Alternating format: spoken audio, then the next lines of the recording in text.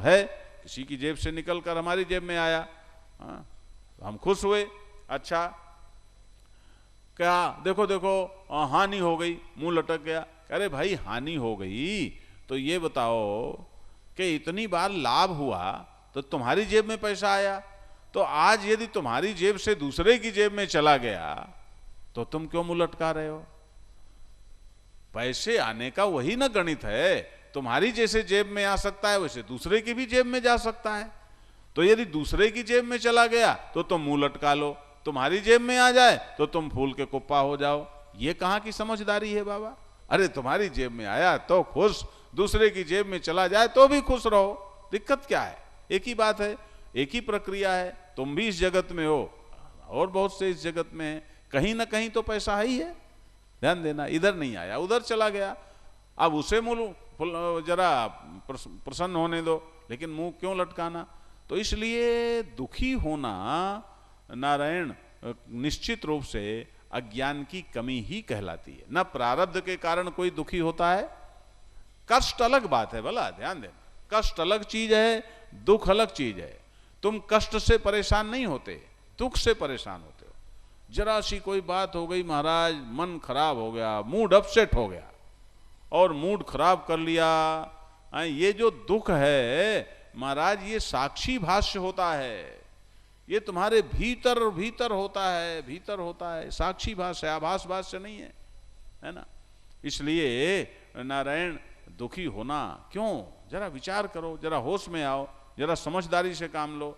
थोड़ी सी समझदारी से काम लोगे, यदि विचार करना शुरू कर दो तो तुम्हारे 99% दुखों की हवा निकल जाएगी। याद रखो, कोई दुख बचेगा नहीं महाराज।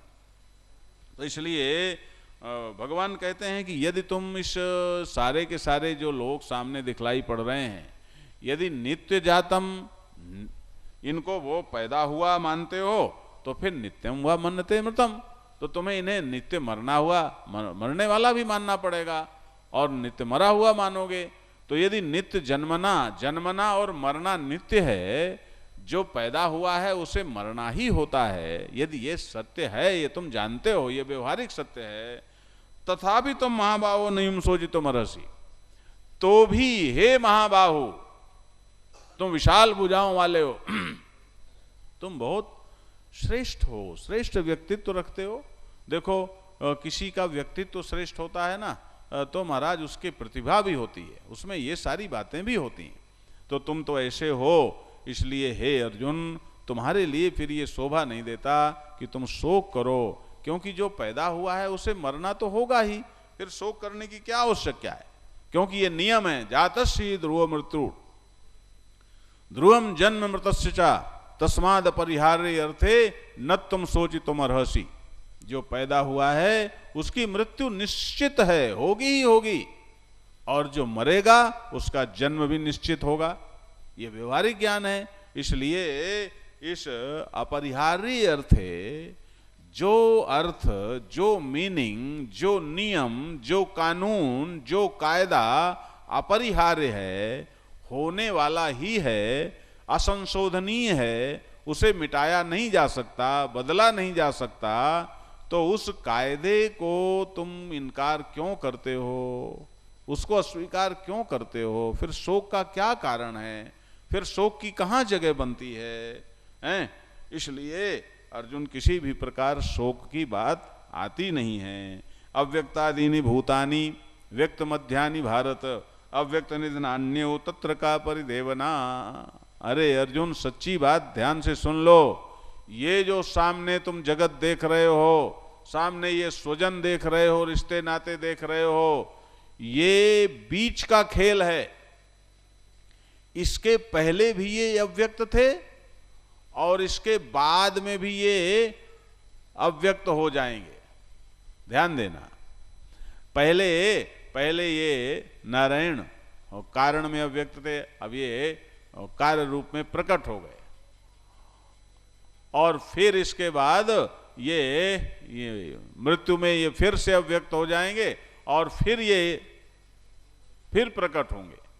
तो ये तो पहले भी अव्यक्त और बाद में भी अव्यक्त, बीच में सिर्फ प्रकट होता है व्यक्ति का व्यक्तित्व। इसलिए इसीलिए उसको व्यक्ति बोलते हैं। तो हे अर्जुन, भारत भूतानि अव्यक्तादीनि अव्यक्त निधनानि एव व्यक्त मध्यानि, कि ये पैदा होने के पहले भी अव्यक्त हैं, सब के सब खोए हुए हैं, सब के सब छिपे हुए हैं। कौन कहाँ से आया, पिछले जन्म में कौन क्या था, तुम्हारा अभी तुम कह रहे हो ये मेरे रिश्ते नाते हैं, मेरे स्वजन हैं, क्या पिछले जन्म में भी ये तुम्हारे रिश्तेदार रहे होंगे? कोई जरूरी थोड़ी है कि हर जन्म में तुम्हारे यही रिश्तेदारी यही संबंध रहा होगा। हर जन्म में ये संबंध नहीं रहा होगा तुम्हारा, इसलिए ये भूल जाओ। ये तुम्हारा ये बेवकूफ़ी है तुम्हारी। पहले पता नहीं क्या थे, अव्यक्त थे, उसके बारे में तुम्हें हमें किसी को कुछ समझ नहीं है, इसलिए अभी ये है मालूम पड़ रहे हैं। और निधनान, मरने के बाद ये सब के सब फिर खो जाएंगे, फिर अव्यक्त हो जाएंगे, फिर अंतरिक्ष में कब तक विचरण करेंगे, फिर कहाँ इनका जन्म होगा, कहाँ जाएंगे। तो ये जो 1/3 वास्तविकता तुम्हारे सामने है बीच के व्यक्त होने की, इसको लेकर के तुम्हारा दुखी होना, शोक करना उचित नहीं है अर्जुन। नहीं उचित है कि तुम इसके लिए शोक करो। हैं? अब महाराज भगवान ने चिट्टपट ऐसा वैसा सब प्रकार से अर्जुन को समझाने की कोशिश की, और उसके बाद फिर ले आए उसी बड़ी बात पर। आश्चर्यवत् पश्यति कश्चिदेनम आश्चर्यवद् वदति तथैव चान्यः आश्चर्यवच्चैनमन्यः शृणोति श्रुत्वापेनं वेद न चैव कश्चित्। आहा, अब बहुत बढ़िया बात आ गई कि अरे अर्जुन, यह जो तत्व ज्ञान मैं तुम्हें बता रहा हूं, सुनो भाई, ये मजे की बात है, इसको जरूर सुनो। यहां पर इसका सीधा सा तो अर्थ ये है कि ये जो तत्व है, तत्व ज्ञान है, हे पार्थ, इसको कोई आश्चर्य की तरह देखता है, आश्चर्य की तरह कोई देखता है। और कश्चित एनम आश्चर्यवत् पश्यति, और तथा एवं अन्य आश्चर्यवद् वदति, और कोई आश्चर्य की तरह बोलता है। च अन्य आश्चर्यवत् शृणोति, और कोई आश्चर्य की तरह सुनता है। और कश्चित श्रुत्वापि एनम न एव वेद, और कोई इसको सुन करके भी जान ही नहीं पाता, समझ नहीं पाता। ध्यान दो, फिर से कैसे हिला डुला के समझाते हैं महाराज।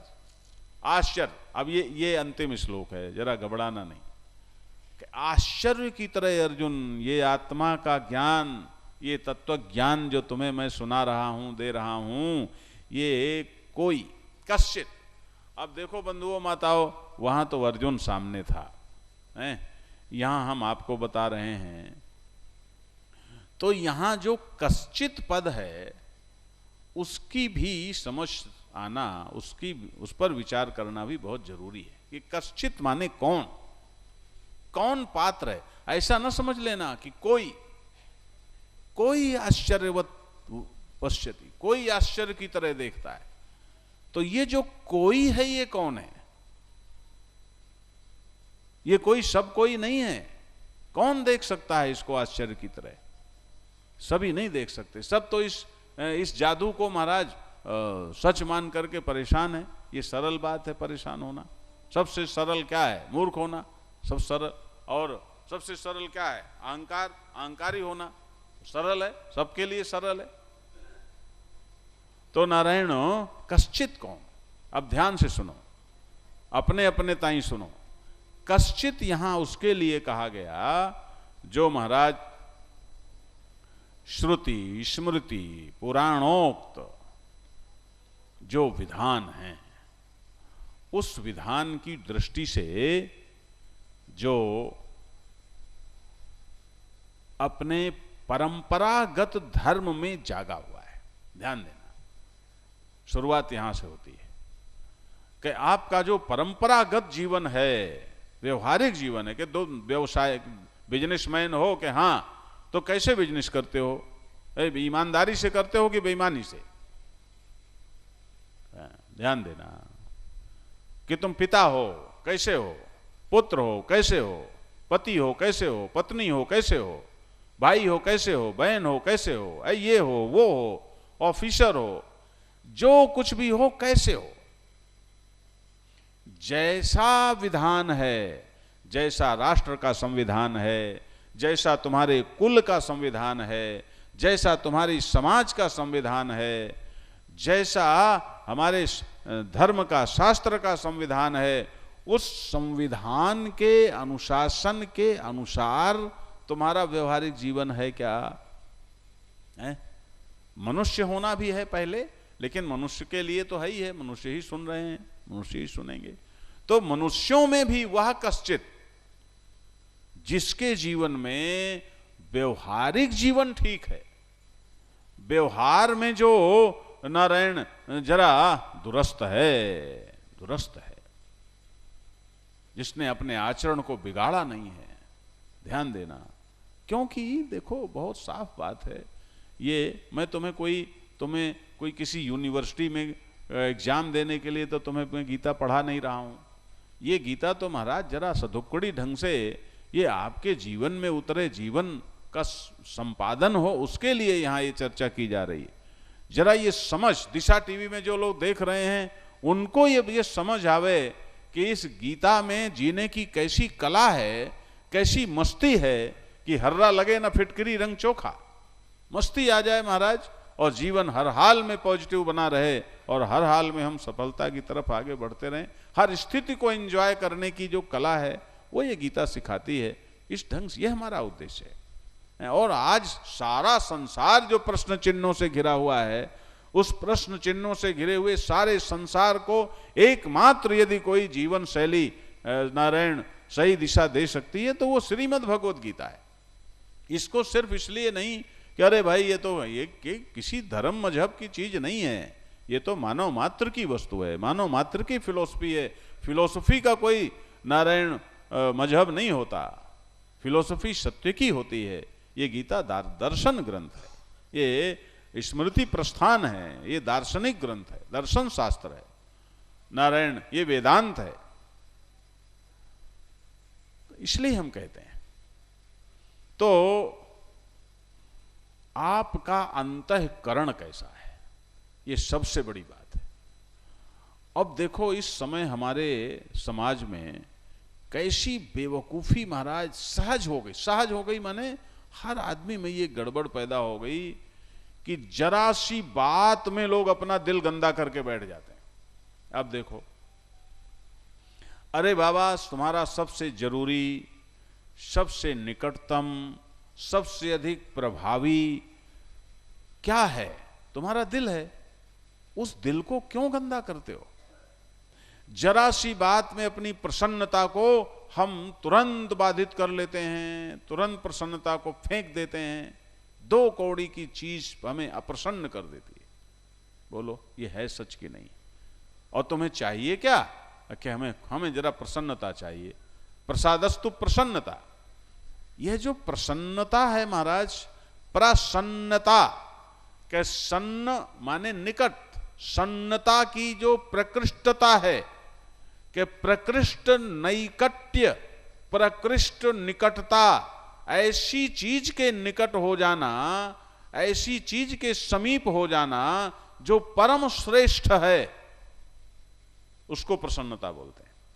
तो ऐसी प्रकृष्ट वस्तु क्या है कि वह सत्य है, वो तुम्हारा अपना आपा है। उसके लिए न तुम्हें पैसा चाहिए, न धन, न दौलत, ना कोई और प्रकार की योग्यता, सिर्फ तुम्हारा होना काफी है, मनुष्य होना काफी है। बस तुम सब का अपना आपा है, सब में वो समाया हुआ है। अभी यही सुन रहे हो है?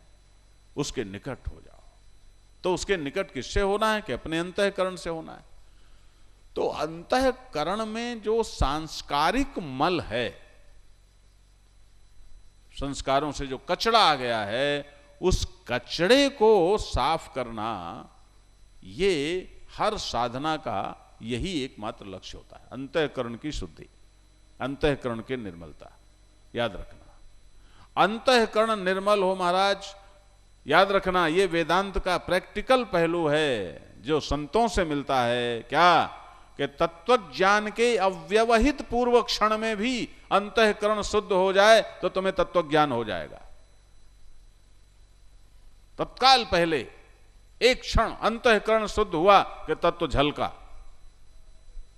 तत्व के बिना तो कोई है ही नहीं ना, सत्य के बिना कोई है ही नहीं, उसके बिना कोई है ही नहीं, वो तो बाधा है, दिल गंदे हुए पड़े। इसलिए कश्चित माने वह कि जो परंपरागत रूप से औचित्यपूर्ण मूल्य परक जीवन, मूल्य परक का अर्थ, अब देखो शब्दावली कठिन लगती होगी आपको, मूल्य परक का मतलब आदर्श जीवन है कि आदर्श पिता, आदर्श पत्नी, आदर्श पति, आदर्श भाई, आदर्श बहन, आदर्श मित्र, ये आदर्श, अपना आदर्श। आजकल क्या जमाना चल गया है, दूसरे का देखेंगे, ये ऐसा है तो तुरंत अपने भी बिगड़ लेना है। अरे बाबा, अपना कर्तव्य देखना है, मेरा कर्तव्य क्या है, अगले का कर्तव्य, अगले के कर्तव्य से अपने कर्तव्य को विक्षिप्त मत करो। तो पहले तो परंपरागत रूप से तुम क्या हो, हैं, तुम्हारा कर्तव्य, तुम्हारी व्यवहारिक जिंदगी, व्यवहारिक जीवन में तुम कर्तव्य परायण हो कि नहीं हो। तुम नेता हो तो नेता कैसे हो, हर क्षण हर पल तुम्हारे ध्यान में अपना समाज रहता है क्या, राष्ट्र रहता है क्या, लोक मंगल की भावना रहती है क्या, हैं? आजकल तो महाराज क्या सबसे बढ़िया बिजनेस कौन के राजनीति, हे भगवान, गाली लगती है, गाली। ध्यान देना, राजनीति कभी बिजनेस होती है, चिकित्सा कभी बिजनेस होती है, मीडिया कभी बिजनेस होती है, धर्म कभी बिजनेस होता है, हैं? तो कोई बात है क्या? याद रखो, कभी नहीं होगा, चाहे कितना कुछ भी किया जाए, सिर्फ उन्हें मरना पड़ेगा, सिर्फ मृत्युगामी होंगे। मृत्यु पथ पर चल रहे हैं ऐसे लोग जो अपने मूल्यों को, अपने चरित्र को छोड़ देते हैं। ध्यान देना, आजकल तो चरित्र सिर्फ क्या, अरे भाई, काम परक जीवन, केवल सेक्सुअल लाइफ ही चरित्र नहीं है, चरित्र सारे जीवन का लेखा जोखा है, सारा जीवन, पूरे जीवन में तुम कहां हो। तो नारायण कश्चित माने पहला परंपरागत साधन कैसा है, फिर इसके बाद तुम्हारे अंदर विवेक है कि नहीं है। ये कश्चित की व्याख्या कर रहा हूं, किसको आश्चर्यवत, कौन बोल सकता है, कौन आश्चर्य की तरह देख सकता है, कौन आश्चर्य की तरह सुन सकता है, उस कौन की मैं व्याख्या कर रहा हूं। कौन वो कश्चित, कौन?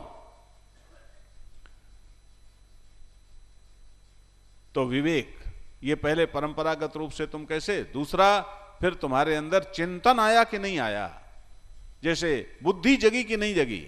अरे बाबा, बुद्धि कैसे नहीं जगी, हम तो पीएचडी हैं, डीलिट हैं। अरे भैया, डीलिट होना, पीएचडी होना, हम तो ऑफिसर हैं। ऑफिसर होना ये जरूरी नहीं है कि आपके पास वह बुद्धि जगी हो जिस बुद्धि से सत्य का अनुसंधान होता है। आप देखो, आप समझ सको तो समझने की कोशिश करो कि ये जो आपकी इंडिविजुअल कॉन्शियसनेस है, ये इंडिविजुअल कॉन्शियसनेस ही ऑब्जेक्ट से जुड़ करके मन बन जाती है, और जब तटस्थ होती है, किसी विषय से जुड़ गई तो मन बन गई, महसूसियत वाली हुई तो मन बन गई, और जब उस विषय की महसूसियत को उसी से तटस्थ होकर उसके बारे में सत्य, धर्म और नीति की दृष्टि से विचार करती है तो बुद्धि बन जाती है।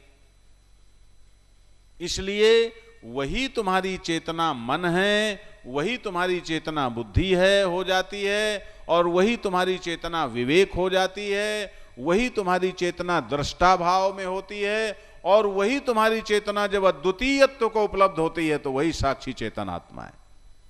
ले, पूरा वेदांत तुम्हें सुना दिया। ध्यान देना, तो मन तो सबके पास है, मन तो पशु में भी है, मन तो बच्चे में भी है, जहां महसूसियत होती है। तो उस मन में ये खूबी है, मन का अपार सामर्थ्य है महाराज, मन में क्या चमत्कार भरे हुए हैं, उसकी अपार शक्ति है।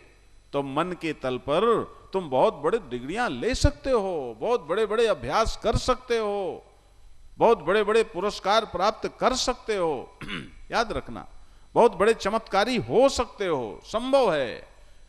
यहां बुद्धि चाहिए, बुद्धि चाहिए। कि बुद्धि क्या है?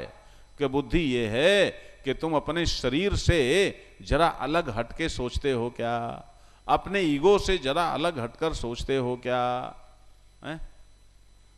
अपने जागतिक स्वार्थ से अलग हटकर सोचते हो क्या?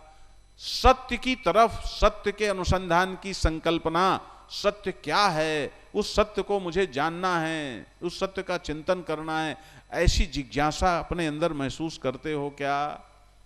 यह बुद्धि है, यह बुद्धि का लक्षण है। ध्यान देना।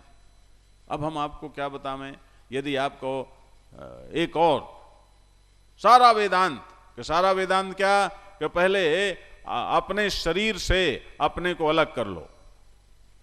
जैसे हम लोग साधुओं की भाषा होती है ना, ये शरीर बोल रहा है, ये शरीर, अभी एक संत का नारायण फोन आ गया, मैं फोन साइलेंट था, बाद में जाकर के देखा तो एक संत का फोन था। मैंने कहा महाराज, अरे बोले भाई बहुत मजा आया, टीवी में सुना हमने, बहुत मजा, बहुत आनंद, बहुत आनंद, बहुत अच्छा, बहुत अच्छा।